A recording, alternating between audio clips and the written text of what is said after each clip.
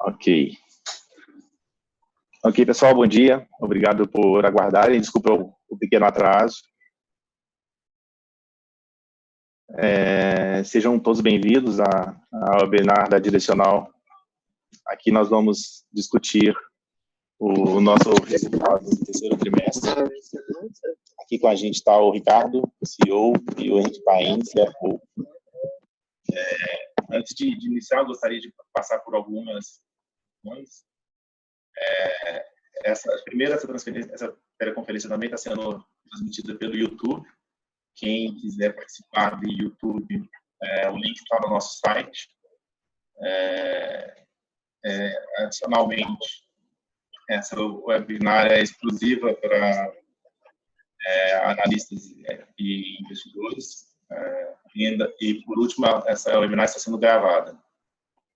Todos os participantes estarão sendo ouvidos e, durante a apresentação, apenas os palestrantes vão conseguir acessar o microfone.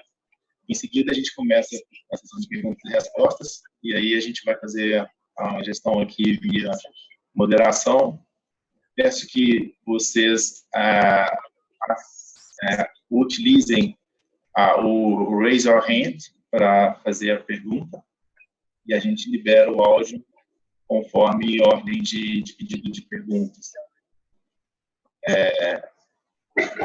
Nós passaremos os slides durante a apresentação e o replay desse evento vai estar disponível no nosso website logo após o encerramento da reunião.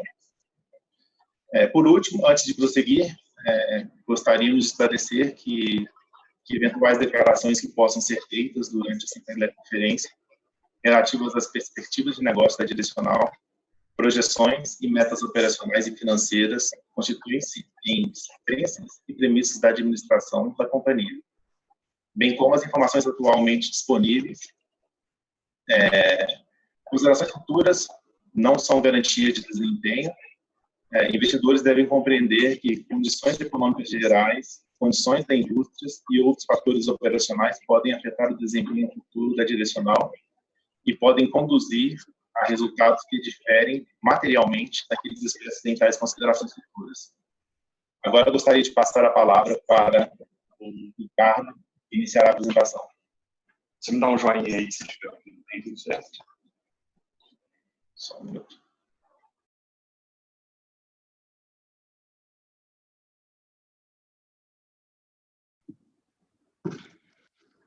Bom dia a todos, gente. Iniciando aí pedindo desculpas por esse atraso, mas a gente vai tentar aqui ao longo da apresentação passar um pouquinho mais rápido para que sobre bastante tempo para perguntas e respostas, tá? Queria iniciar pela página 4, tratando aí dos principais destaques desse terceiro trimestre. Acho que esse é o ponto mais importante da nossa apresentação, onde a gente passa pelos pontos-chave aí do que aconteceu ao longo do trimestre. Acho muito importante ressaltar que esse foi o melhor trimestre em termos de vendas líquidas da história da Direcional. Então, foram 458 milhões de reais. Importante ressaltar também que, nesse quesito vendas líquidas, nós estamos considerando aí o segmento de incorporação da empresa. Nós não consideramos faixa 1, tá? Esse foi um trimestre também onde apresentamos uma margem bruta no que a gente chama de novo modelo, de 37%, é uma margem bruta extremamente sólida. E tratamos aqui de novo modelo, tanto os empreendimentos da Direcional, que são focados no Minha Casa Minha Vida, quanto da Riva, que são empreendimentos no segmento imediatamente acima do teto do programa, onde nós executamos com um processo construtivo industrializado, um ciclo de obra bastante curto e com repasse na planta. Ao longo da apresentação, vocês vão reparar que nós também procuramos segmentar um segmento que chamamos aqui de legado, que são basicamente projetos que foram construídos ali ao longo de 2015, 16 e 17, em um processo construtivo muito mais artesanal, onde, em geral, tivemos distratos e essas unidades ainda estão sendo revendidas. Então, o novo modelo é para onde nós estamos caminhando e, aos poucos, nós estamos ficando, vamos dizer, fazendo a venda, a comercialização desses produtos legado e, naturalmente, a tendência dos resultados da Direcional é muito mais via novo modelo, e o legado vai gradualmente tendo uma participação cada vez menor nos nossos negócios à medida que esse estoque vai sendo comercializado. Então, tivemos uma margem bruta de 37% no novo modelo e uma margem bruta consolidada da empresa como um todo de 36,2%. Foi um crescimento de 3,3% de margem bruta quando comparamos o terceiro trimestre desse ano com o segundo trimestre. Isso demonstra claramente um ganho importante aí de eficiência na operação da Direcional. Além disso, nós fechamos esse terceiro trimestre com um endividamento líquido de somente 1% do patrimônio da empresa, o que nos permitiu declarar, logo no início do mês de outubro, dividendos de 120 milhões de reais, o que representou um dividend yield de aproximadamente 5,6%. Eu queria também destacar, não está nesses 4 gráficozinhos dessa página, mas nesse terceiro trimestre nós tivemos uma redução na nossa receita líquida, quando comparado ao segundo trimestre desse ano, de 8%. Isso foi algo natural, nós chegamos a ressaltar isso em alguns calls que nós tivemos, em função de um percentage of completion médio bastante elevado das vendas que nós tivemos no segundo trimestre. Foi uma característica bem nítida nesse período de pandemia, a procura dos clientes por produtos mais próximos à conclusão das obras. Então, no segundo trimestre, nós tivemos vendas de unidades com um avanço de obra muito elevado, o que fez com que, apesar de termos tido um volume de vendas no segundo trimestre inferior ao do terceiro trimestre, como vocês podem ver no gráfico superior esquerdo, o reconhecimento de receita do segundo trimestre acabou sendo superior pelo POC médio das vendas superior ao do terceiro tri.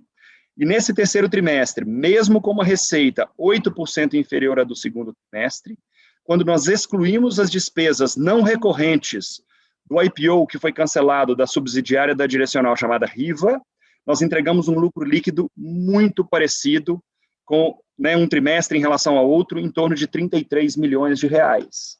O que demonstra claramente que nós conseguimos, mesmo com uma receita menor, ter um ganho de eficiência na nossa operação. Eu queria ainda destacar, esse é um ponto que talvez não fique tão claro para aqueles que analisam de uma forma mais superficial o nosso resultado, mas nesse terceiro trimestre, nós tivemos uma participação de sócios minoritários em SPS controladas pela Direcional, que representou 13 milhões de reais. Enquanto no segundo trimestre desse ano, os sócios minoritários tiveram uma participação de aproximadamente 5 milhões de reais. Então, mesmo com uma receita menor, se desconsiderarmos essa participação dos minoritários, que teve um crescimento expressivo nesse terceiro trimestre, o resultado do trimestre teria sido significativamente superior ao do segundo tri. Já há algum tempo, a Direcional tem procurado incrementar a sua participação nos projetos e aumentar o volume de projetos lançados, onde nós detemos 100% da SPE, de forma a procurar capturar 100% dessa eficiência para a própria Direcional. Porém, no momento, nos anos anteriores, onde estávamos buscando um crescimento importante dos nossos negócios nas faixas 1,5, 2 e 3 do Minha Casa Minha Vida, esses negócios com sócios tiveram um papel super relevante no crescimento da nossa operação, que daqui em diante tende a gradualmente ser reduzido. Eu acho que esse destaque do crescimento dos minoritários, que é algo que ao longo do tempo vai ser reduzido, acabou tendo um impacto na última linha do nosso balanço importante nesse terceiro trimestre. Quando um indicador que nós não usamos tanto aqui na Direcional, mas que, na nossa visão, tira esse efeito minoritários, é o EBITDA. Então, eu gostaria de destacar a grande melhora que nós tivemos de EBITDA nesse terceiro trimestre da Direcional, quando comparado ao segundo.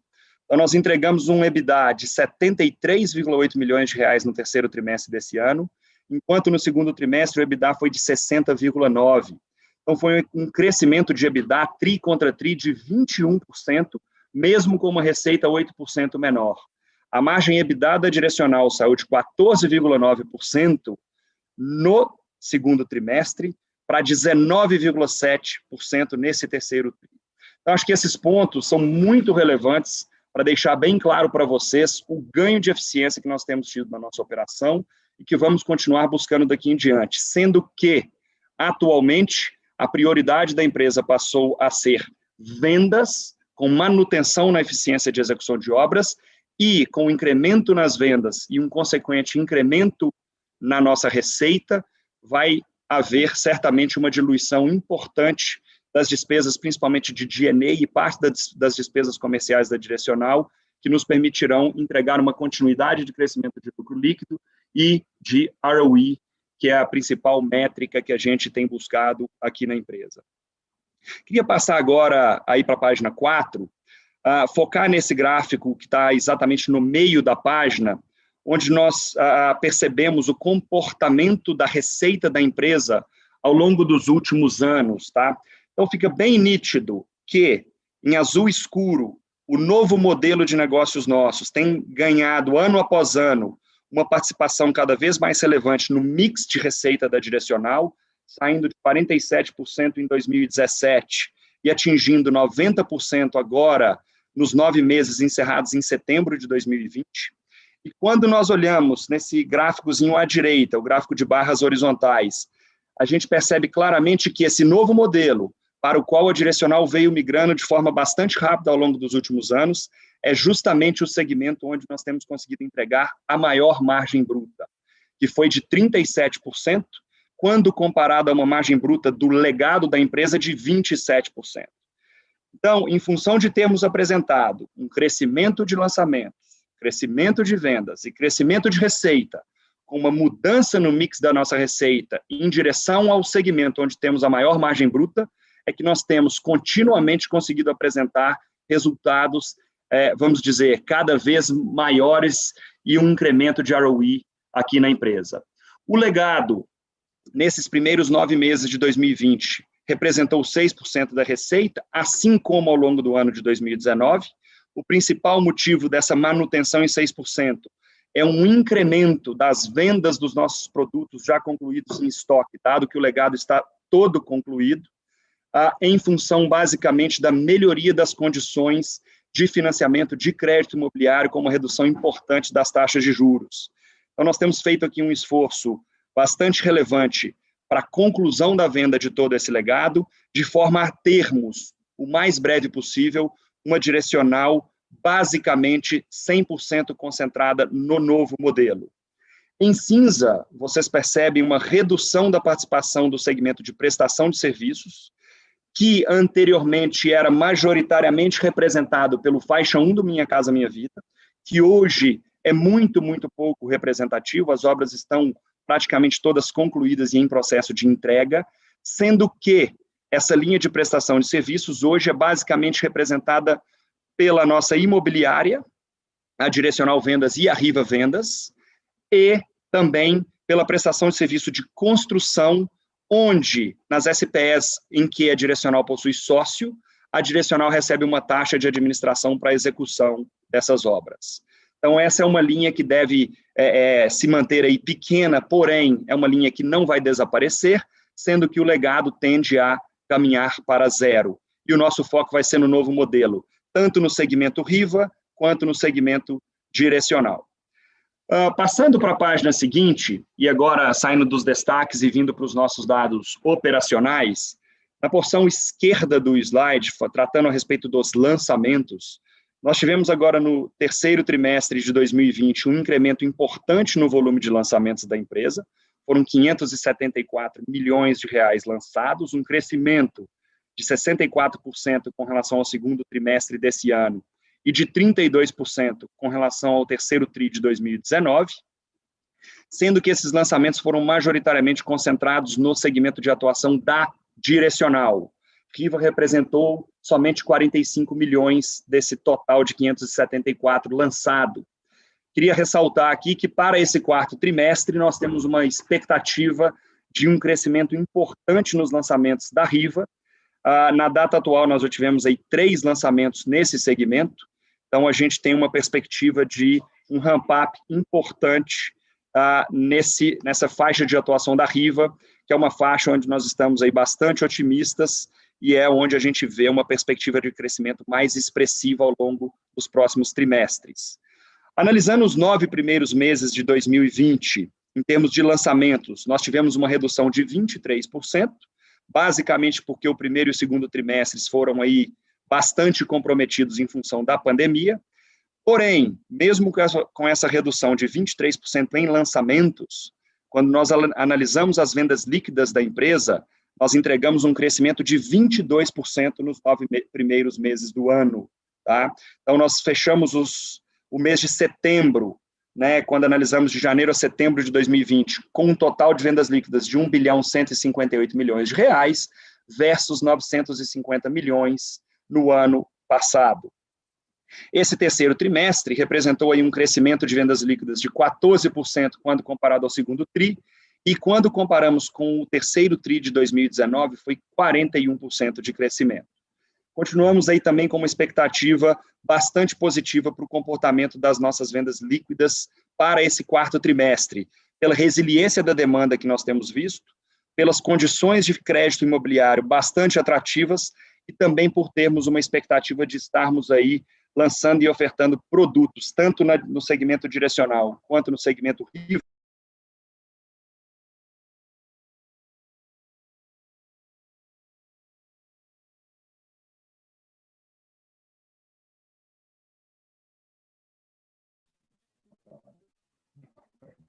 Desculpa, a página 7 ainda não entrou aqui, não. Agora sim, vamos lá.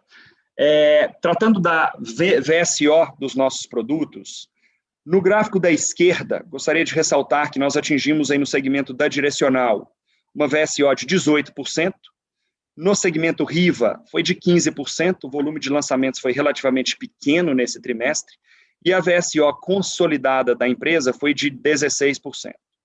Eu queria aqui também fazer uma ressalva que, nesse terceiro trimestre, houve uma concentração de lançamentos no final do mês de setembro, e parte desses lançamentos realizados acabou tendo um volume muito pequeno de vendas. Então, quando nós analisamos o gráfico à direita, onde nós excluímos aqui para a análise de vocês os lançamentos que ocorreram no fim de setembro e que não tiveram vendas ou um volume muito pouco expressivo de vendas, percebe-se que, considerando-se apenas os produtos lançados no trimestre, até o fim do segundo TRI, tiveram uma velocidade de vendas de 23% no segmento da direcional e de 16% no segmento da RIVA, sendo que o consolidado de VSO, desconsiderando os lançamentos do TRI, foi de 22%. Então, nós temos aqui procurado na direcional ter realmente um foco bastante grande no incremento da VSO da empresa. Acreditamos que isso vai trazer um ganho importante no giro do nosso ativo, o que vai, consequentemente, permitir que nós tenhamos um incremento de ROI por incremento no giro do ativo da empresa. Nesse quarto trimestre, em função de termos aí uma expectativa de volume de lançamentos relevante, possivelmente esse crescimento de VSO não vai ser tão nítido, mas, ao longo do ano de 2021, nós acreditamos que conseguiremos ter uma continuidade no crescimento da VSO da empresa para números aí mais próximos de 20%. Passando para o slide seguinte, o slide 8, onde tratamos aqui dos repasses, nós percebemos que no terceiro trimestre de 2020 o volume de unidades repassadas foi bem semelhante, bem próximo ao do segundo TRI, então foram aproximadamente aí 2.400 unidades repassadas e um crescimento de 51% quando comparado ao total repassado no terceiro trimestre do ano passado. Analisando os 9 primeiros meses do ano, o total de repasses foi de 6.700 unidades, 6.720, o que representou um crescimento de 18%. Olhando os trimestres que estão por vir, dada essa perspectiva de incremento nos lançamentos e no volume vendido, devemos esperar aí também um crescimento no volume total de unidades repassadas. E agora, passar para a página 9, onde nós estamos aqui trazendo os destaques operacionais da RIVA. A RIVA apresentou nesse terceiro trimestre um total de vendas de 62 milhões de reais, considerando-se aqui as vendas líquidas da empresa. Foi um patamar muito semelhante ao terceiro trimestre do ano passado, quando vendemos 65 milhões de reais, e tivemos uma redução no total de vendas de 13% quando comparado ao segundo TRI desse ano. Porém, quando analisamos os 9 primeiros meses de 2020, o total vendido foi de 184 milhões de reais, com um crescimento de 28%, quando comparado ao mesmo período do ano passado.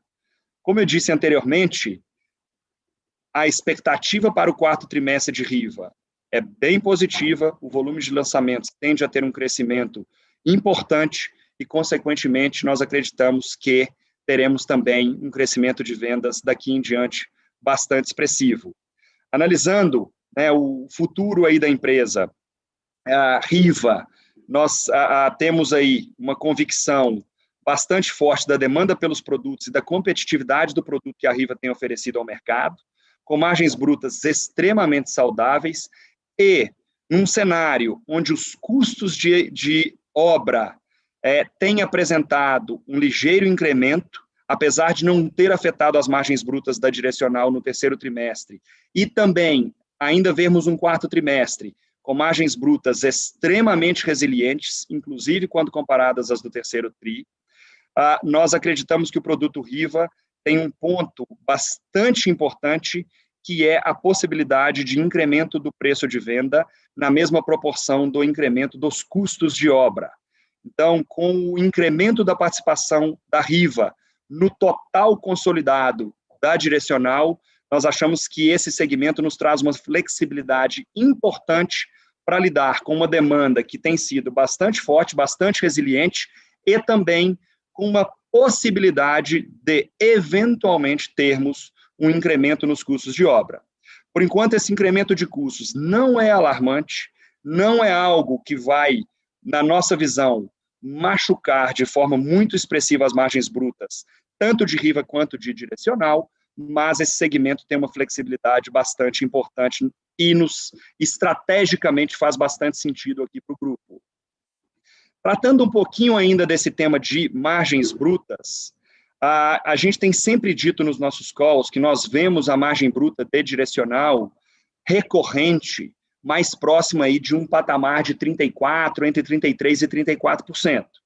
Nós temos conseguido entregar, ao longo dos últimos trimestres, já há mais de ano, margens brutas nesse segmento significativamente superiores a esse patamar de 33%, 34%. Ainda vemos, tanto Direcional quanto Riva, operando acima desses níveis, mas acreditamos e achamos prudente que se considere, né, a margem recorrente desse segmento um pouco abaixo das margens que nós temos conseguido entregar ao longo dos últimos 7 a 8 trimestres aproximadamente.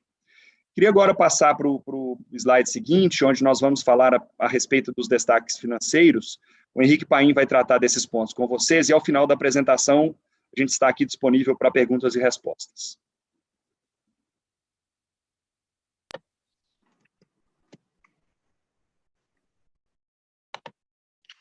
Bom dia a todos. Obrigado pela sua participação na nossa videoconferência de resultados da Direcional Engenharia referentes ao terceiro trimestre de 2020.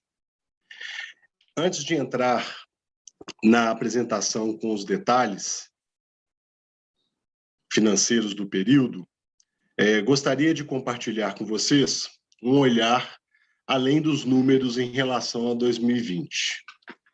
Completamos quase 8 meses de pandemia. Apesar da baixa visibilidade que tínhamos no fim do primeiro trimestre em relação ao tamanho do impacto no nosso negócio, mantivemos-nos firmes no nosso propósito de realizar o sonho da casa própria para dezenas de milhares de famílias, nossos clientes. Resiliência, coragem e muita fé foram características marcantes da família Direcional, que não deixou a peteca cair, mesmo com toda a pressão neste período. Desde os colegas dos canteiros de obras, dos times que foram para o home office, bem como os lotados aqui na sede, mantivemos o foco e vimos entregando resultados surpreendentes ao longo deste período, mesmo diante da magnitude desta crise. Gostaria de agradecer imensamente a todo o nosso time pela garra para encarar esse grande desafio, Gratidão e orgulho do trabalho de cada um de vocês. Agora, partindo para os números da apresentação, podemos verificar no slide 11, no gráfico à esquerda, o comportamento de nossa receita líquida, avançando 2% em relação ao mesmo período de 2019 e caindo 8% em relação ao segundo trimestre de 2020. Essa queda em relação ao segundo trimestre de 2020 pode ser explicada pelo patamar inferior do POC, o Percentage of Completion, de nossas obras, no trimestre. Além disso, a paulatina redução de receita com faixa 1 também impactou negativamente a receita líquida no terceiro trimestre de 2020. No acumulado dos 9 primeiros meses do ano, estamos andando praticamente de lado em relação a 2019, apesar da preocupante situação econômica do país ocasionada pela pandemia. Neste ano, já atingimos a marca de 1,1 bilhões em receita líquida. Já no gráfico do lado direito, segmentamos a nossa receita entre novo modelo, prestação de serviços e legado, conforme comentado pelo Ricardo. Importante observar o comportamento da receita do novo modelo, que retrata o modelo de negócios atual da companhia, com foco no segmento de baixa renda, através da direcional, e no média-baixa renda, através da Riva, nosso principal driver de crescimento. No novo modelo, crescemos em 10% a nossa receita líquida, atingindo 973 milhões de reais. Como esperado, o negócio de prestação de serviço vem reduzindo a sua participação na receita. E o legado, que são as obras antigas, que ainda utilizávamos a alvenaria estrutural como método construtivo, também deve ter sua participação reduzida na receita líquida nos próximos trimestres. Passando para o próximo slide, apresentamos o lucro bruto e a margem bruta ajustada do negócio. À esquerda, o lucro bruto atingiu 136 milhões de reais, 8% acima do mesmo período de 2019, e andou de lado em relação ao trimestre passado. Já a margem bruta consolidada atingiu 36%, reforçando nosso principal pilar estratégico, que é a eficiência operacional, construir bem com qualidade e barato. Quando mostramos a margem bruta por segmento, observamos o resiliente patamar do novo modelo, atingindo 37%, nível este significativamente superior ao de nossos principais concorrentes. No slide 13, no lado esquerdo, o D&A nominal anda de lado em relação ao mesmo período de 2019, com 2% de crescimento apenas, e tem uma elevação de 13% em relação ao segundo TRI de 2020.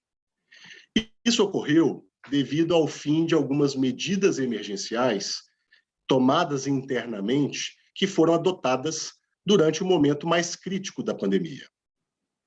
Dentre elas, a adesão da MP 936, que algumas empresas fizeram adesão, nós da Direcional também aderimos a essa MP. No acumulado, nosso D&A está andando de lado, representando 7,1% da nossa receita bruta. Do lado direito do slide, as despesas comerciais crescem 4% em relação ao mesmo período do ano passado e repetem o mesmo valor nominal do segundo trimestre de 2020, que são 40 milhões de reais. Em 9 meses, apesar do crescimento de 7% em relação a 2019,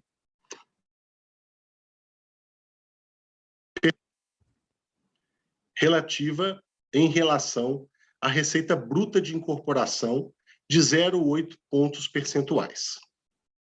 Esperamos continuar melhorando o efeito de diluição de D&A e despesas comerciais nos próximos trimestres, com crescimento da receita bruta e permanente vigilância no controle das nossas despesas. No próximo slide, 14, o lucro líquido ajustado atingiu 33 milhões de reais, em linha com o trimestre passado e 27% superior ao terceiro TRI de 2019. Nos 9 meses acumulados, o lucro líquido cresceu 7% em relação a 2019, atingindo 77 milhões de reais, representando 7,2% de margem líquida. No penúltimo slide, destacamos nossa sólida estrutura de capital. Essa empresa é conservadora, com apenas 1% de dívida líquida sobre o patrimônio líquido. Acreditamos piamente que essa estrutura de capital está subalavancada e que devemos operar com alavancagem em torno de 15% na média, considerando o perfil bem alongado do nosso endividamento e a capacidade direcional de captar com spreads baixos. Cabe ressaltar que emitimos 250 milhões em debêntures simples no terceiro TRI de 2020, com prazo total de 5 anos, sendo o prazo médio de 4 anos. Foi uma emissão 100% para mercado, apesar de ter contado com a garantia firme do coordenador. Tivemos mais de 2 vezes demanda sobre o book por parte dos investidores institucionais, e isso demonstra a capacidade da empresa de desenvolver um novo bolso, vendendo o seu risco para 28 investidores que foram alocados de forma pulverizada e permitindo com que a gente tivesse uma outra fonte de captação de recursos de dívida. No último slide, e terminando aqui a apresentação, para a gente partir para perguntas e respostas, temos à esquerda o cronograma de amortização do nosso endividamento, com duration de 37 meses, bem conservador, se a gente considera o ciclo de caixa do nosso negócio. E à direita temos o breakdown das fontes de recursos de terceiros, demonstrando que vimos desenvolvendo ao longo dos anos diversas fontes desde os investidores, pessoas físicas, através das emissões do CRI, que já somos emissores costumeiros. A gente também relacionamento bancário e comercial com alguns bancos, que participam do nosso breakdown de endividamento. E, finalmente, agora, no terceiro TRI, inaugurando o mercado de investidores institucionais, com uma oferta muito bem sucedida de debêntures, atingindo aí 2 vezes demanda no book. Agora, podemos seguir para perguntas e respostas. Muito obrigado pela sua participação.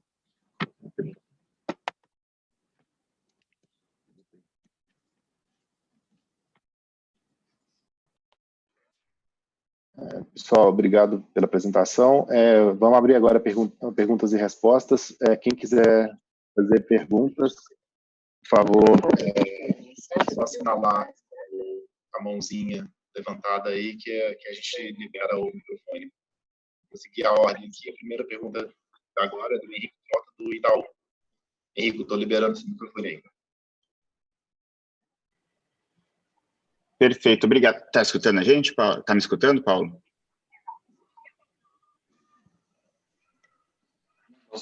Paulo? Henrique, 1 minuto.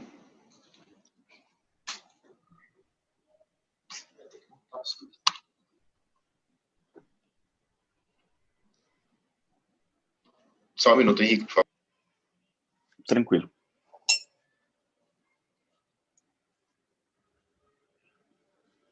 Pode perguntar, Henrique. Beleza. Bom dia, Ricardinho, Paim e Paulo. Obrigado pela apresentação.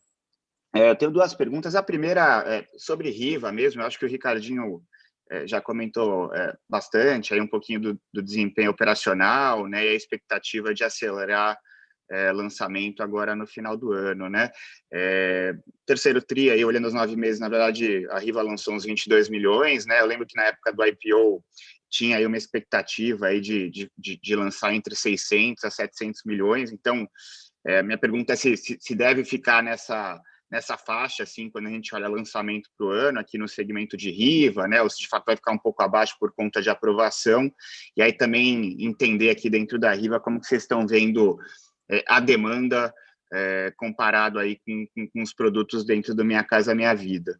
E a segunda pergunta, queria saber um pouquinho mais da linha de minoritários, né, acho que a empresa vem comprando alguns stakes aí de parceiros em projetos, né? Então, acho que fica aqui a expectativa de que essa linha deve cair ao longo dos próximos trimestres, né? Então, queria entender como que vocês veem a evolução dessa linha de minoritários, né? Qual que é o timing aqui para essa linha começar a cair um pouco mais relevantemente aí ao longo dos próximos trimestres. Basicamente é isso, obrigado, viu? Trota, vamos lá.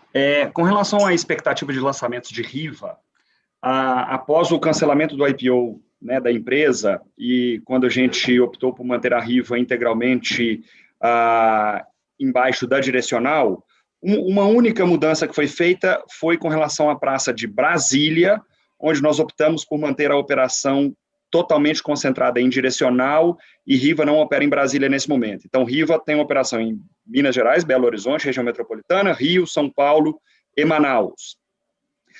Nós temos uma perspectiva positiva para lançamentos nesse quarto trimestre. Como eu disse, já foram 3 projetos lançados até agora, né, em torno de 40 dias. Nós temos aí, né, tínhamos um pipeline importante para esse quarto trimestre. Agora, temos somente um dos projetos que nós tínhamos originalmente previsto. Não estou necessariamente falando que são 600 ou 700 milhões que você tinha no seu modelo, tá? Mas do que nós tínhamos aqui na Direcional previsto para ser lançado no quarto trimestre, nós estamos com dúvida em relação a um projeto que efetivamente está localizado numa praça onde houve atrasos no processo de aprovação ambiental, e todos os demais projetos que nós tínhamos aqui originalmente previstos estão com lançamento dentro do cronograma esperado, tá, para o quarto trimestre. Então, realmente, a gente deve ter um ramp-up bem importante na operação de Riva nesse quarto tri, tanto lançamento quanto vendas, tá? A gente tem percebido uma demanda importante para esse segmento, as condições de financiamento, né, têm sido aí realmente bastante atrativas. Nós vimos agora o Bradesco também vindo com financiamento em poupança mais, o que é ótimo. O Itaú foi o first mover aí nesse ponto, agora o Bradesco também veio, então realmente a gente está bastante otimista com isso aí, apesar de, fazendo um disclaimer aqui, né, os projetos Riva, como a gente tem focado no repasse na planta, o Itaú ainda não tem esse tipo de financiamento, então isso aí só vale para produtos prontos. O Bradesco, sim, para repasse na planta, nós podemos eventualmente discutir essa questão do financiamento em poupança mais com eles à medida que tivermos um projeto contratado. Mas isso demonstra claramente o apetite dos bancos por conceder crédito no segmento exatamente onde Riva atua. Então, a demanda continua aí bem resiliente, a gente tem uma expectativa positiva para a operação de Riva do quarto trimestre desse ano em diante, tá? Desculpa. Uma outra pergunta sua, que foi com relação aos minoritários. Nós, sim, ao longo desse período de pandemia, adquirimos participação de sócios minoritários em alguns projetos que nós tínhamos. É muito difícil eu te dizer qual vai ser o ritmo de redução da participação desses minoritários na nossa DRE. Isso depende muito do avanço da obra e também das vendas que acontecem no trimestre, né? Então, quando temos vendas em projetos onde temos mais sócios, é natural que essa linha cresça e depois diminua, mas o que eu posso, né, dizer é que novos projetos que têm sido, novos terrenos que têm sido adquiridos, a gente tem procurado priorizar a aquisição 100% via, né, através da Direcional ou da Riva, sem participação de sócios. Nós vamos ter aí uma participação minoritária, não minoritária, mas a JV com a Lúcio, onde nós teremos aí um sócio, e esse é um segmento aí altamente accretive na nossa visão, então faz todo sentido. Essa, né, é uma JV onde nós teremos aí a nossa receita dividida entre 2 sócios, no caso Riva e Lúcio, e podemos eventualmente ter algumas parcerias também, principalmente no segmento de atuação da Riva, onde nós potencialmente iremos fazer aquisição de terrenos com sócios financeiros, tá? Então, no processo de crescimento de Riva, dado o fato de termos cancelado a oferta, da oferta não ter seguido em frente. Um dos pontos que nós temos viabilizado é termos sócios puramente financeiros em alguns projetos onde é exigida a exposição de capital para a aquisição de terrenos. Na nossa visão, trazer esses sócios para alguns projetos específicos em praças onde a necessidade de equity é maior, vai ser também bastante accretive, principalmente porque a remuneração que esses parceiros financeiros têm buscado é significativamente inferior ao que temos de perspectiva de entrega de retorno sobre o capital investido na Riva. Então, eu diria também que essa opção por fazer parcerias em alguns projetos específicos com fundos é bastante importante, gera bastante valor e será uma das avenidas de crescimento potencialmente para a Riva ao longo do ano que vem, dado o fato de não termos concluído a oferta primária de Riva. Tá? Então, é um ponto que tem sido bastante questionado aí por alguns investidores. Nós já temos um primeiro projeto em andamento com o fundo e, potencialmente, vamos ter vários outros, permitindo que Riva cresça, entregando retorno sobre capital investido aí bastante expressivo. Tá? Então, planos de crescimento de Riva continuam integralmente mantidos. Tá? Nós estamos aqui buscando soluções para manter esse plano, dado o fato da oferta não ter sido concluída, e acreditamos que essas soluções estão se desenhando e deverão se materializar ao longo do tempo.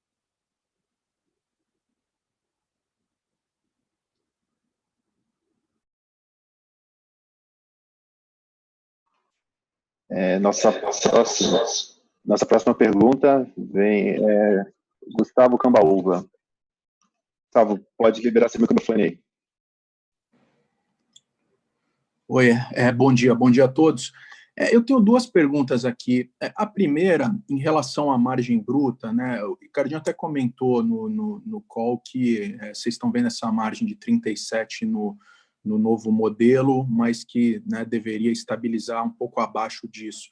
Eu queria entender, primeiro, o que talvez, que está por trás dessa margem mais alta do que seria a margem recorrente de vocês, se é preço, eventualmente, que vocês estão conseguindo colocar um pouquinho mais, se é economia na obra, ou compra de terreno aí está sendo ainda favorável. Enfim, se vocês pudessem destacar um pouco o porquê que a margem está rodando um pouco acima do que vocês imaginam, para a gente tentar imaginar até quando isso poderia permanecer.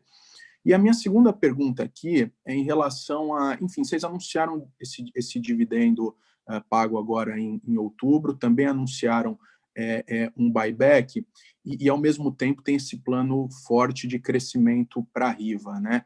Eu queria entender um pouco como é que vocês imaginam a estrutura de capital da companhia consolidada para frente, né? Num cenário, vamos dizer assim, que Direcional lança alguma coisa perto de 1,5 bi e Riva também, vocês acham que de fato, né, nesse modelo de repasse na planta, compra de terreno com permuta, etc., dá para manter a companhia com esse patrimônio líquido que ela tem hoje, né? Assim, não vai precisar, de alguma forma, reter um pouco de lucro, reter um pouco de capital para fundear o crescimento da Riva, ou vocês acham que dá para manter um payout alto enquanto a Riva cresce? Obrigado.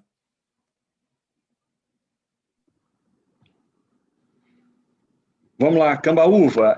Com relação à margem bruta, vamos dizer, acho que aqui, né, a capacidade de execução e o know-how que a Direcional adquiriu, por ter sido a primeira empresa a efetivamente mudar o processo construtivo de forma expressiva, o aprendizado que a gente teve ao longo desses anos, que a gente realmente saiu bem à frente das principais empresas do setor, naturalmente permitiram, na minha visão, que a gente tivesse aí com realmente vamos dizer, um pouquinho à frente aí na curva de aprendizado com relação à operação nesses processos construtivos, e, na minha visão, a execução, a eficiência e realmente o que a gente tem conseguido fazer aqui na nossa área de engenharia nos deixam aí bastante confortáveis com o incremento da operação que a gente espera, tanto de Riva quanto de Direcional.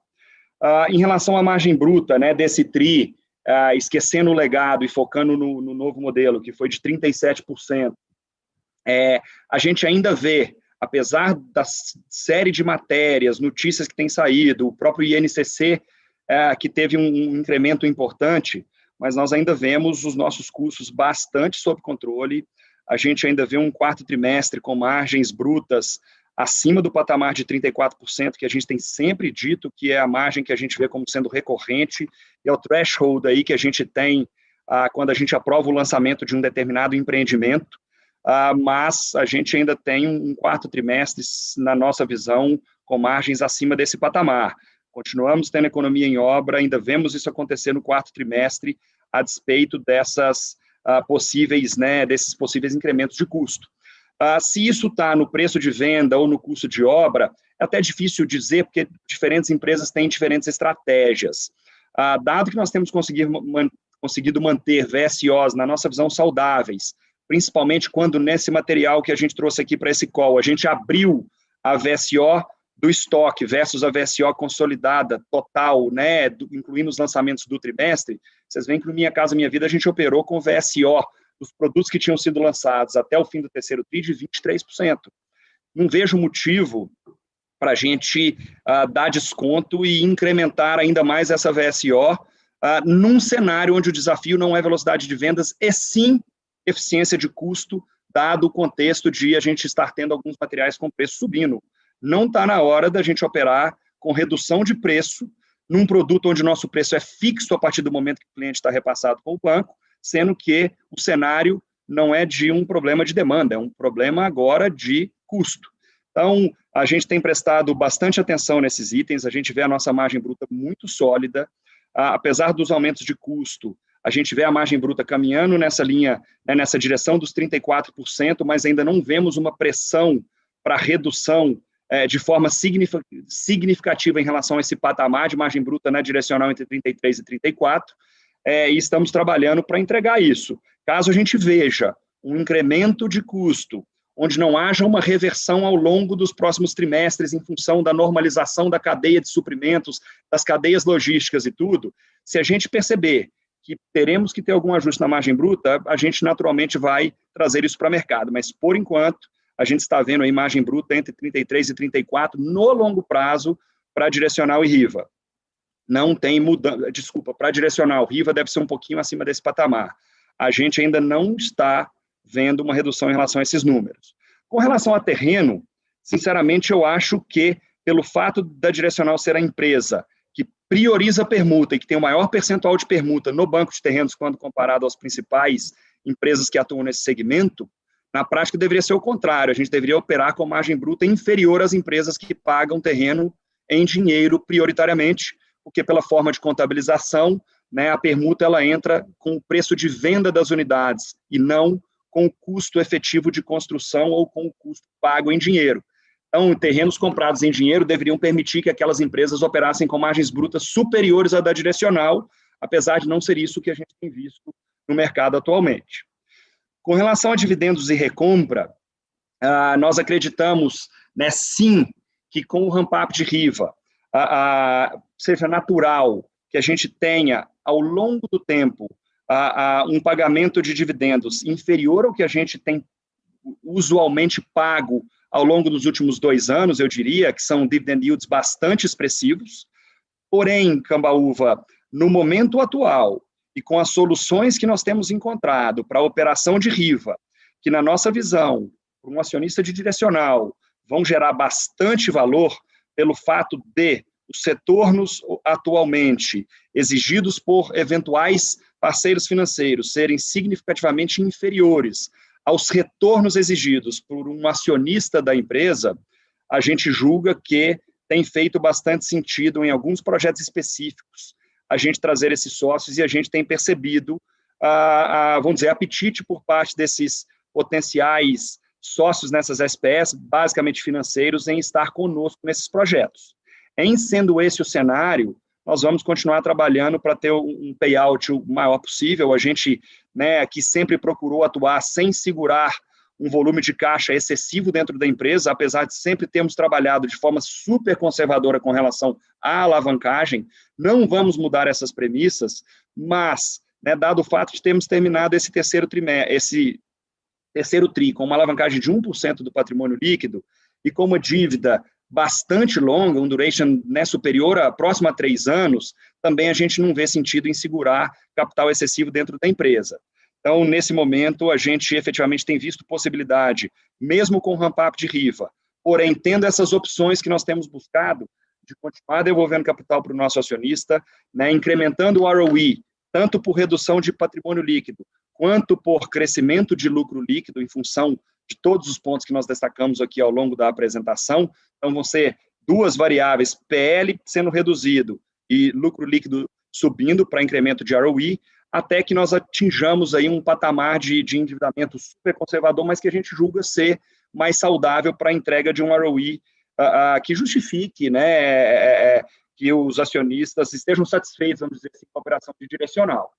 Nós, inclusive, ontem anunciamos também um programa de recompra, né, que vem nessa linha, e vamos ver como esse programa vai se desenrolar ao longo do tempo.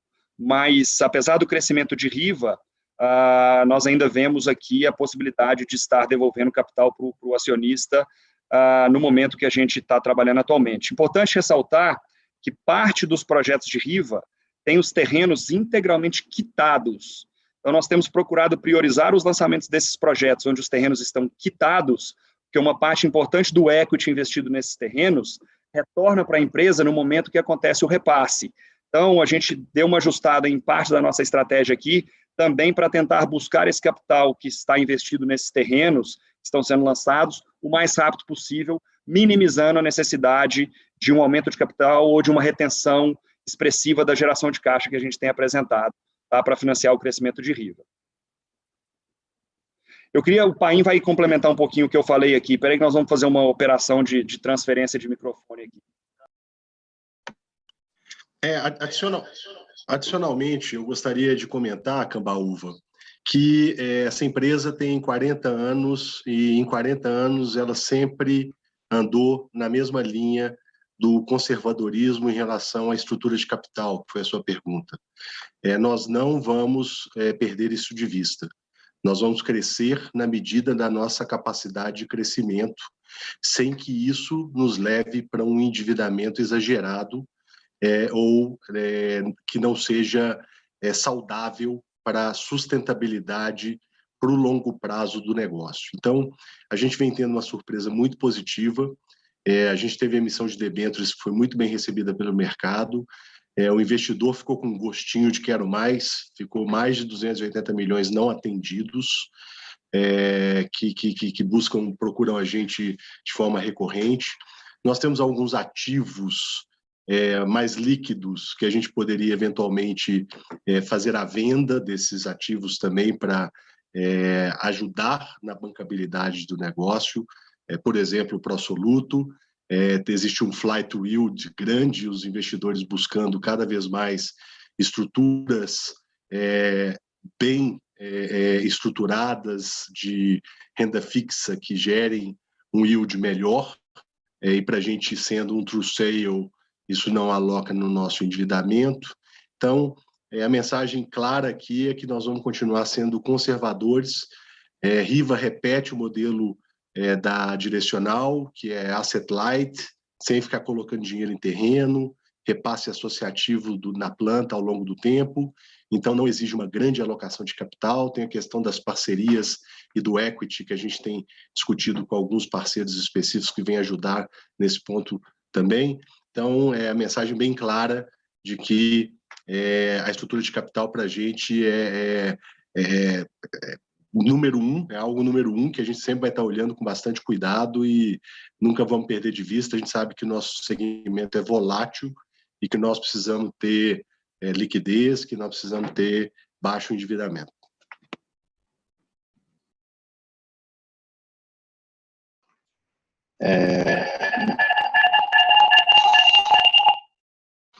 Desculpa novamente, pessoal.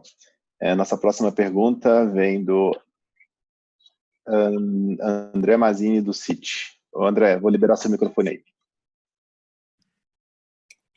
Oi, pessoal, bom dia, obrigado pelo call. Pergunta sobre o Land Bank também, falou para essa discussão. Então, a gente viu que 18% do Land Bank está com a Riva e o restante com a direcional, pegando o Land Bank das duas juntas e fazendo ali a proporção. Então, se a gente imaginar que a Riva vai ser eventualmente metade da operação no longo prazo, de fato a Riva precisa comprar mais terreno do que a direcional, comparativamente falando, né? Então, vocês já falaram um pouco da estratégia com relação a isso, né? Trazer alguns parceiros que podem ajudar, pagando cash também para esse Land Bank. E então, eu queria que vocês comentassem um pouco mais sobre isso. E se, de fato, todo o Land Bank que está com a direcional ele é Casa Verde e Amarela, e todo com a Riva é fora do Casa Verde e Amarela, a linha está bem dividida, ou se não, alguma coisa de Land Bank pode até ser feito um drop-down para a Riva, alguma coisa que seja de Casa Verde, de fora de Verde e Amarela na direcional para a Riva, etc. E o último ponto é o que vocês colocaram, algo que é muito, muito bom para vocês agora, que o percentual de permuta é super alto, né, 84%, e também vários dos terrenos da Riva já foram totalmente quitados, acho que o Ricardinho falou isso. Mas, assim, dos terrenos que não foram quitados, o que para vocês acho que é pouco representativo, mas esses terrenos, de fato, que eles são pagos durante a construção em cash, esses recebíveis, né, que enfim, na verdade, o terrenista teria, eles, às vezes, são corrigidos por IGP, né, eu estou pensando. Então, enfim, esses terrenistas, eles têm conseguido repassar o IGP para as construtoras, assim, nessas parcelas de terreno que são pagas em cash, né, dado esse IGP tão alto, ou tem sido algo um pouco mais pragmático, vou colocar assim, dado esse IGP em 20% e o INCC que deve estar nos seus 6, 7%, né, tem esse descasamento. Obrigado. Vamos lá, André. Com relação à Land Bank,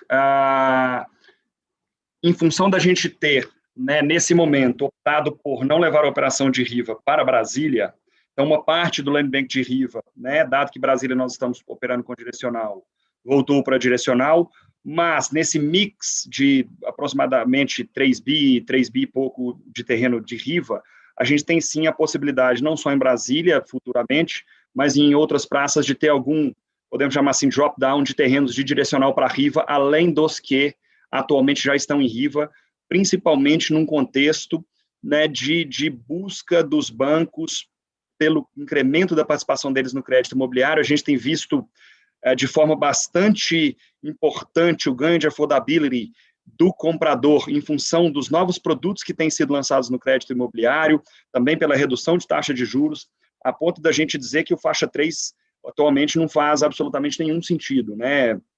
Faz muito mais sentido todos os terrenos que anteriormente se enquadravam na faixa 3 serem lançados em Riva, num segmento SBPE.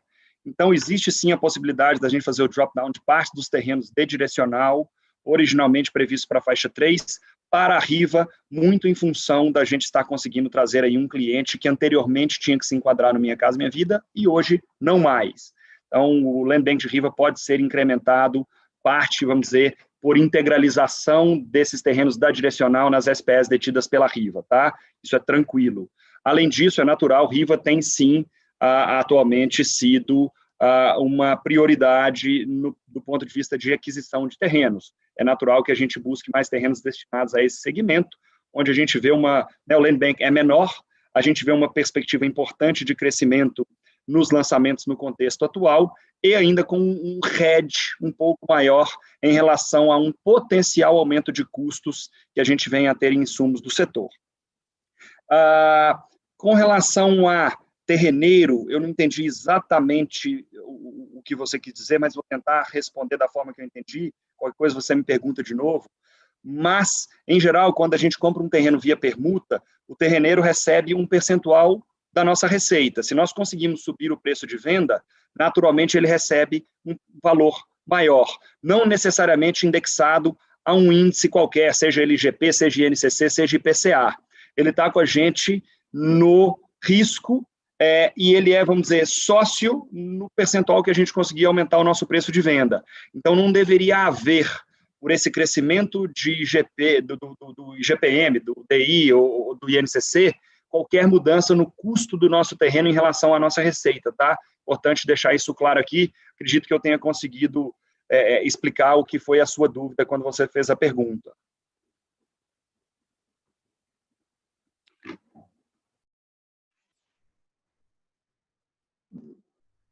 André, tudo bem?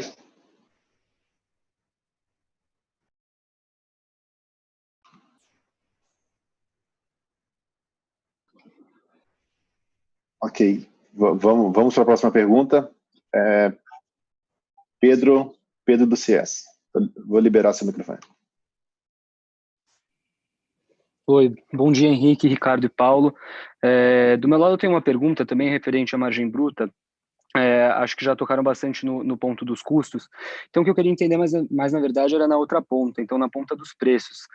Então, se vocês pudessem comentar aí como vocês estão enxergando a dinâmica de preço nas praças, tanto da Riva quanto da Direcional, e assim, até que ponto vocês acham que tem esse espaço para repassar o aumento nos custos para o preço, né? Então, para o consumidor final.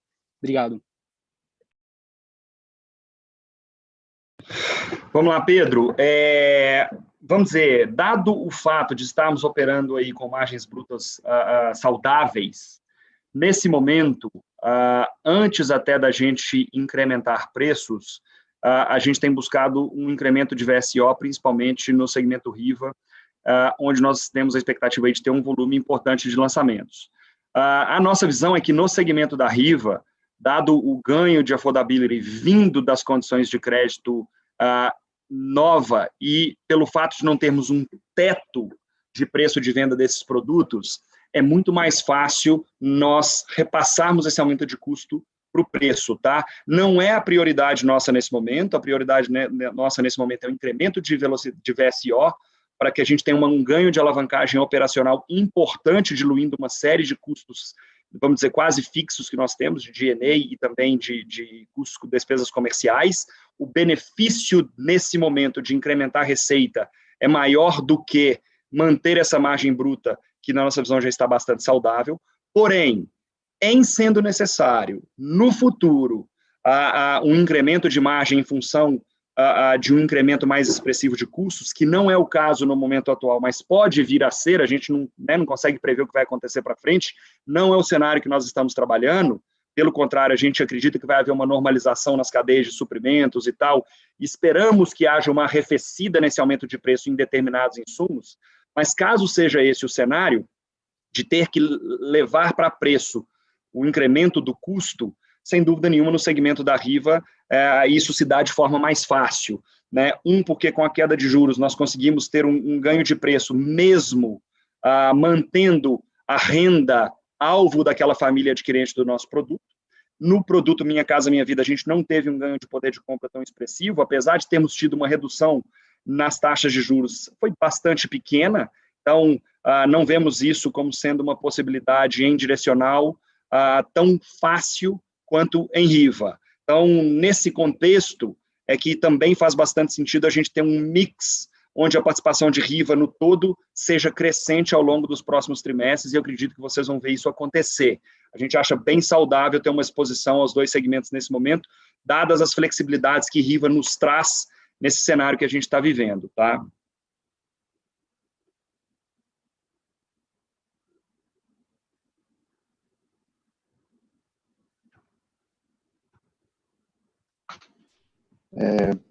Pessoal, nossa próxima pergunta vem do Igor, do Santander. Estou liberando seu microfone agora.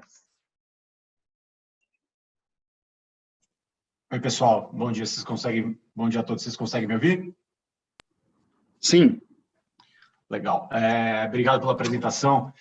Dois pontos do meu lado. O primeiro ponto com relação ao lançamento, né? Vocês tocaram já no ponto da Riva e fazendo com a possibilidade de um ramp-up forte aí no quarto tri. Então, eu queria ver como é que vocês enxergam para o segmento da Direcional esse ritmo de lançamento no quarto tri, né?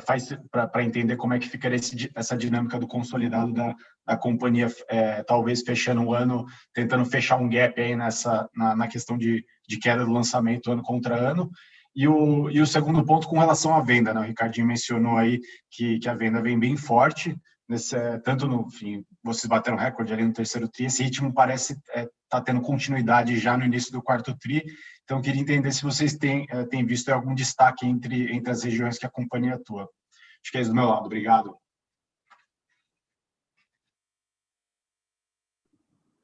Vamos lá, Igor, com relação a lançamentos no quarto tri, né, como eu disse, Riva lançou relativamente pouco no terceiro trimestre, foram 45 milhões, porém, a gente tem um sócio nesse projeto. Para o quarto tri, a gente tem uma expectativa de termos um volume de lançamentos significativamente maior em Riva. Em direcional, a gente já não vê um crescimento tão expressivo, até porque o terceiro trimestre foi um trimestre já com um volume de lançamentos bem saudável. Em direcional foram quase 500 milhões de reais. O crescimento do quarto tri vem basicamente de Riva, e nós temos uma expectativa aí sim de lançarmos mais no quarto trimestre do que lançamos no terceiro, tá? Fazendo meio que um catch-up aí do que ficou para trás no primeiro e segundo trimestre, no período de pandemia. Com relação a vendas do quarto trimestre, esse mês de novembro é um mês bastante importante, né? O mês de dezembro você começa a ter já um pouquinho de conflito com o Natal. Novembro é um mês que tradicionalmente é muito forte para o setor, então é um pouco cedo para a gente passar alguma expectativa com relação ao que esperar em termos de vendas para o quarto trimestre, mas a gente tem um otimismo grande que os produtos que vão ser lançados têm uma demanda relevante, tá? A gente está trabalhando bem forte para entregar um trimestre com vendas bastante saudáveis. É um pouquinho cedo para dizer, dado que novembro é o mês-chave desse tri.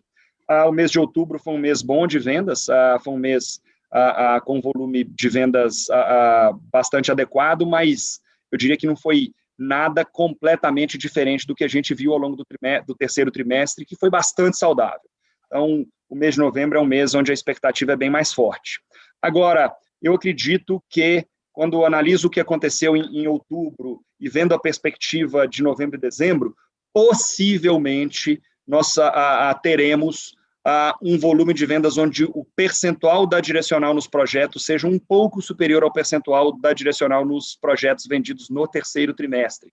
Também não dá para afirmar isso de forma, vamos dizer, tão assertiva, porque a gente está, passamos aí só um terço do trimestre, só um mês, mas eu acredito que essa vai ser uma tendência. Projetos com percentual de participação maior da direcional deverão ser projetos com maior volume de vendas. Então, isso é um pouquinho do que a gente tem de perspectiva aqui nesse momento, até porque nos lançamentos do trimestre a participação da direcional é bastante expressiva, tá? Tanto em Riva quanto em direcional, tem uma participação menor de sócios. Tá ótimo, bem claro, obrigado.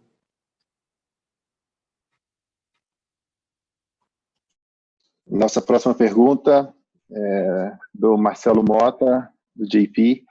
E lembrando novamente, se alguém quiser fazer uma pergunta, só levantar a mão e a gente libera aqui depois. Mota, liberado.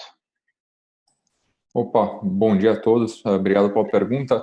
É mais um tópico para discussão. Queria saber, enfim, do Ricardo, como é que ele tem visto essa questão, enfim, da inflação de custos, principalmente no Minha Casa Minha Vida, né? Acho que no segmento da Riva é super claro que, enfim, você tem aumento de affordability, aumento de poder de compra, o banco querendo financiar, então é mais simples passar esse aumento, mas se esse aumento de custo, né, ele for persistente e a gente vê isso, enfim, dentro do Minha Casa Minha Vida, para aumentar a velocidade de vendas, né, chegar nesse VSO aí, talvez mais perto de 20, que vocês comentaram ao longo do call, talvez fique um pouco prejudicado, né, porque você abre mão de muita margem para manter o preço onde ele está hoje, ou você sobe o preço perto de velocidade de vendas. Então, queria entender como é que, enfim, vocês veem esse mix aí entre Riva e Minha Casa Minha Vida, enfim, se talvez crescer mais na Riva, Minha Casa Minha Vida, se essa inflação acaba ficando aí alta por mais tempo, acaba diminuindo um pouco também o apetite da empresa.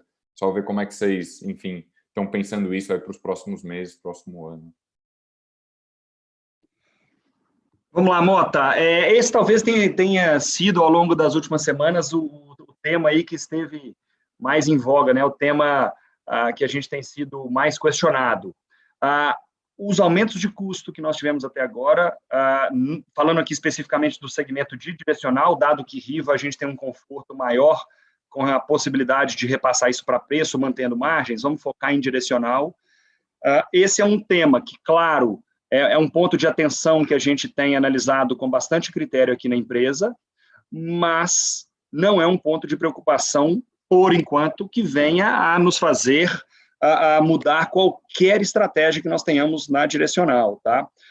Eu acho que aqui é importante ressaltar que, nesse quesito, a VSO mais próxima da que a gente tem tido, vamos dizer, 18%, 20%, nos dá sempre a possibilidade de subir o preço do estoque não vendido, ao passo que VSOs extremamente elevadas simplesmente nos tiram qualquer possibilidade de tentar subir um pouco o preço para minimizar o impacto do aumento de custo. Então, Se as nossas VSOs estivessem em patamares extremamente elevados, certamente a nossa possibilidade de repassar parte disso para o preço de forma a tentar manter margens era completamente limitado. Então, nesse ponto, na nossa visão, existe um ponto ótimo entre VSO para maximizar o retorno via giro do ativo e também um ponto de VSO que nos permite aumentar a margem para também manter a ROE. Então, não adianta ter uma VSO extremamente alta e tirar a possibilidade e acabar perdendo a ROE por perda de margem do outro lado, porque a gente teve um aumento de custo não previsto. Então, a gente julga que o patamar de VSO ótimo está relativamente perto dos patamares de VSO que a gente tem operado. Apesar de termos aqui nitidamente, né, como premissa a busca de uma VSO um pouco acima da que a gente tem conseguido entregar, apesar de estarmos entregando VSOs crescentes trimestre após trimestre. No quarto trimestre é difícil passar para vocês uma perspectiva, porque deveremos ter um volume importante de lançamentos que podem ter um impacto pontual na VSO do trimestre especificamente. Mas quando a gente olha o longo prazo, a nossa busca aqui é por uma VSO um pouco mais próxima de 20%. Naturalmente, no segmento do Minha Casa Minha Vida, dado o fato de não termos tido redução significativa de juros, a redução foi relativamente pequena, você não teve um ganho de poder de compra do nosso cliente que permitisse que um cliente com a mesma renda comprasse um produto com um preço um pouco mais alto.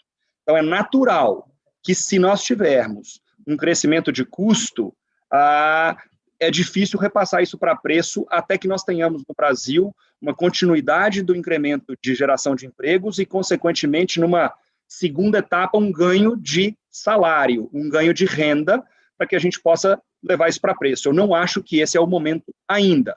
Nesse ponto, o fato da gente estar trabalhando na direcional, com margens brutas extremamente saudáveis, nos dá um conforto de que nós conseguiremos ainda trabalhar com patamares de ROE e de retorno sobre o capital investido nas SPEs, especificamente quando a gente analisa uma a uma, super atrativos, mesmo num cenário de incremento de custo.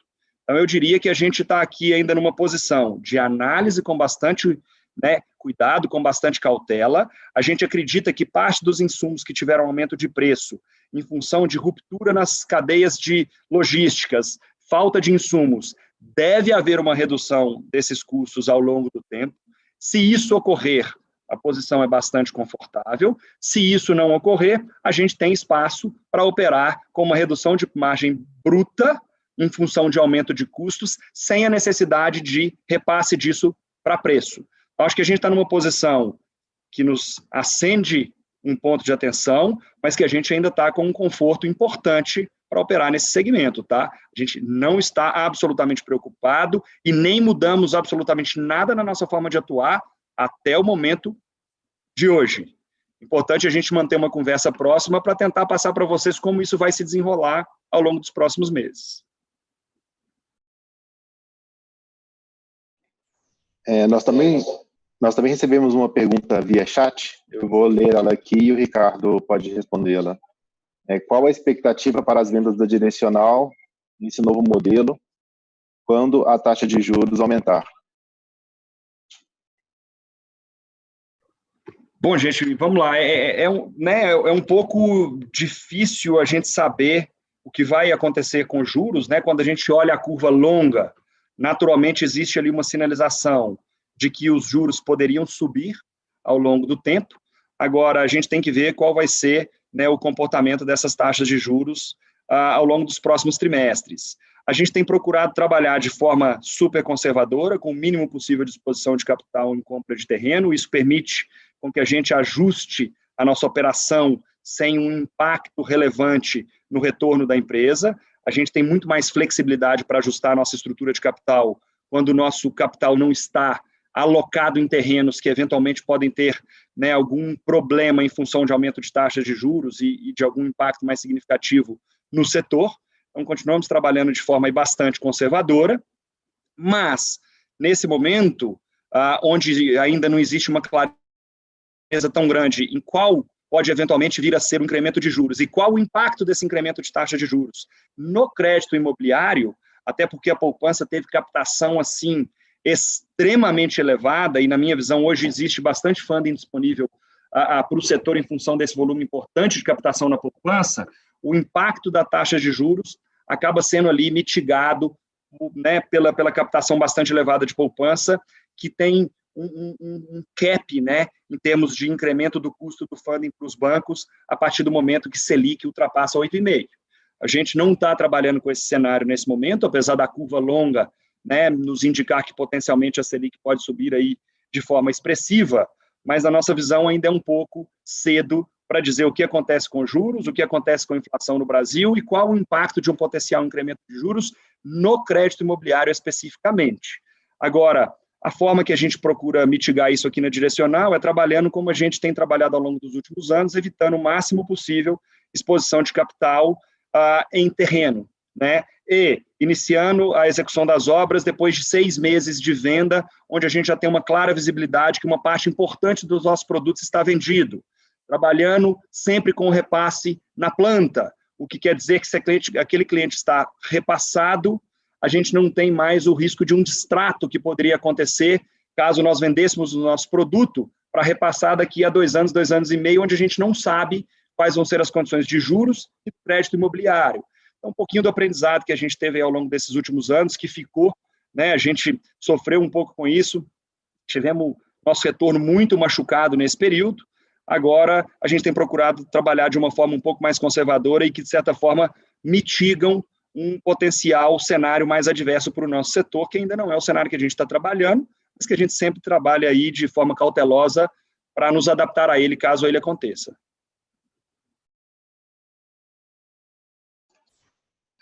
Bem, pessoal, não temos mais perguntas. Antes de voltar a palavra para o Ricardo, eu gostaria de agradecer a participação de todos. Desculpa por qualquer eventualidade aqui na logística, primeira vez que a gente faz a teleconferência via Zoom. Pedir também feedback, quem puder dar feedback da dinâmica, se acha que é mais produtivo, a gente no nosso lado acha que é bem melhor. E lembrar também que o vídeo estará disponível logo após a conferência no nosso site, via link para o YouTube. Então, agora eu gostaria de voltar para a palavra para o Ricardo. Bom, gente, eu queria agradecer a participação de todos vocês em mais uma conferência. Fico bastante animado, né, por ver um volume muito expressivo de pessoas aqui conosco, acompanhando os nossos resultados. É sempre um prazer estar dividindo aí com vocês o que a gente tem visto, o que a gente tem sentido e como a gente tem procurado, né, ganhar eficiência na nossa operação e adaptar a nossa operação à realidade que a gente tem visto no mercado. A gente continua aí bastante otimista com o cenário para o setor, né? Acho que esse ponto de atenção com relação aos custos é por um bom motivo, né? É uma sinalização de que a demanda está forte, de que o setor está crescendo, de que tem havido procura pelos produtos, e nós estamos aqui, né, realmente trabalhando para entregar resultados cada vez mais expressivos, mesmo nesse cenário de aumento de custo. Me preocupa muito mais falta de demanda do que esse cenário de incremento de custo de construção. Então, acho que é um cenário, né, positivo, mas é natural, a gente sempre vai ter pontos positivos, negativos, pontos de atenção, e a gente está aqui procurando, né, equilibrar essa balança de forma a entregar o maior resultado possível para os nossos acionistas, os nossos clientes, né, cada vez mais satisfeitos com a qualidade do nosso produto, a gente tendo uma empresa cada vez mais adaptada às exigências dos nossos clientes, dos nossos compradores, que são pessoas extremamente jovens, com hábitos diferentes, aos quais a gente tem se adaptado aí de forma cada vez maior e cada vez mais rápida. Não posso deixar de aproveitar esse momento agora, no final, para realmente agradecer todo o time da empresa. Ao longo desse período dificílimo que a gente atravessou, o time todo foi fundamental para que nós passássemos ao longo desse período, né, com resultados, na nossa visão, cada vez melhor. Um primeiro trimestre mais difícil, depois já no segundo trimestre uma melhora significativa nos números, terceiro na mesma tendência, conforme discutimos aqui. Então, realmente, o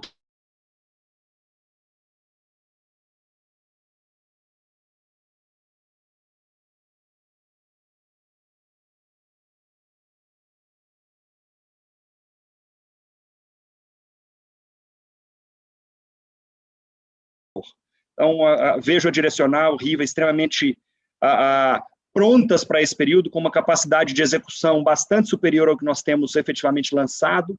Isso nos dá um conforto muito grande da continuidade da entrega de resultados, margens,